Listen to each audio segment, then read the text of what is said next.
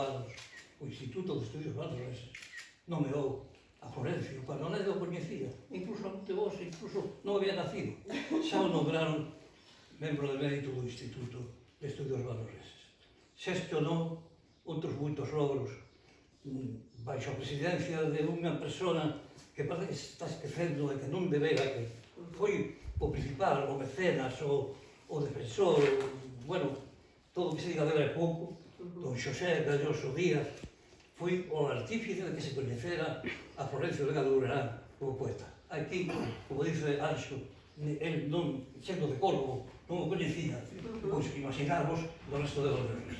El se encargou de que sí. Publicaronse o libro, o primer libro que se publicou sobre Florencio Vega de Urarán no ano 81, o publicou o Instituto de Estudios Valdoreses. O segundo encontro de poetas se dedicou a Florencio Vega de Urarán. E desde entón, con máis ou menos medios, máis ben menos que máis, pois nunca parou de reivindicar a figura de Florencio Vega de Urarán.